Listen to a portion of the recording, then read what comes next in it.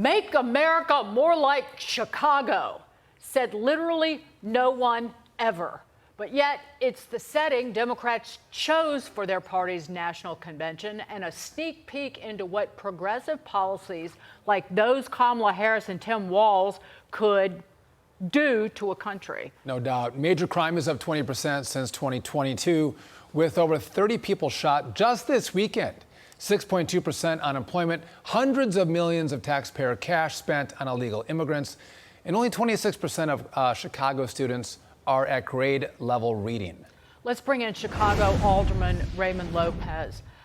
Alderman, it's always great to see you to talk about this. The Wall Street Journal also had an editorial about this, and they noted in the beginning of it, they said the city hasn't had a Republican mayor in nearly a century, but there's no reason that the city has to be in this condition with violent crime where it is, with people, innocents getting murdered each and every weekend. Absolutely. And I'm sure my mayor, Brandon Johnson, would love to blame Big Bill Thompson for all of the violence going on now, even though he was the last Republican a century ago. But the real problem is that the Democratic Party isn't the same Democratic Party, as you noted, even when Bill Clinton was first elected in 1992.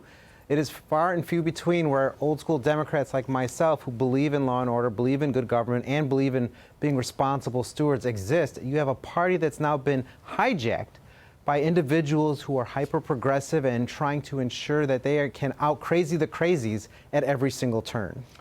But Raymond, hijacked maybe, but you know what? It's the crazies that have taken over the party, and it's the ideology of the party now. And I think you make a really good point, because traditional Democrats like yourself probably sit and look at the party that has become so far left and wonder what happened to the place that I was raised and have run for election in. And I have to imagine it's not Democrat policies that ruin the city. It's the leftist now Democrat policies that are ruining your city.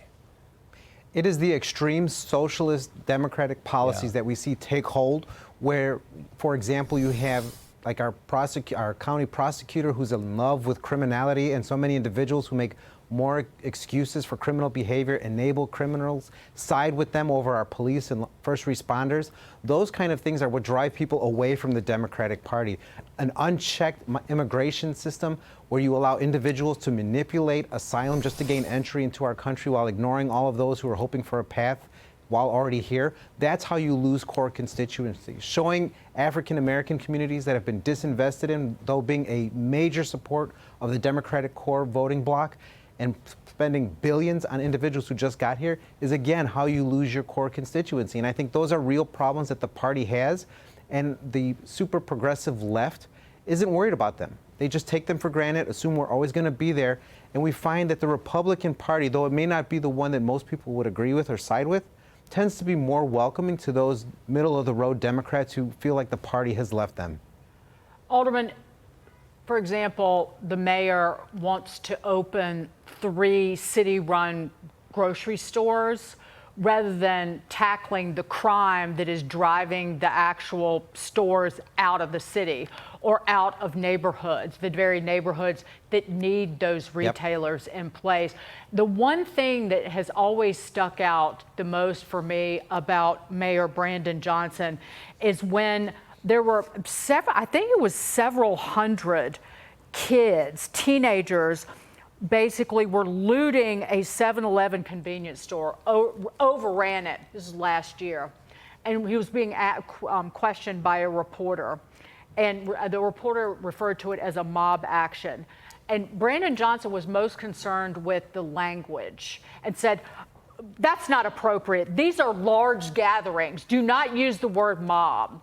That is a fascist control of language, trying to change the meaning of words rather than, again, addressing the root problem that is destroying that city. Absolutely. And we see that semantics game, those word salads being tossed at Chicagoans every single day as a way of deflecting from what is really going on. And you can invest in 3 grocery stores, you can invest in 30. We spend millions on public investment to help prop up entrepreneurs in the city of Chicago. But you are absolutely right, Dagan. If you don't address the core issue of why these businesses are failing, the shoplifting, the looting, and the criminality that knows that they could go in, take whatever they want, and leave unchecked, you're never going to get a thriving business corridor in the city of Chicago anywhere. And even right now, as the DNC is here, many of our businesses right behind me are boarded up in anticipation of what will happen, knowing full well that our police have been handicapped from arresting anyone who would try to riot and loot in the Magnificent Mile. Alderman Raymond Lopez, I'm sure the Republicans in Chicago would welcome you with open arms, a common sense Democrat. Thank you for being with us on The Bottom Line. Enjoy the convention if you can. We appreciate it, though. Thank you.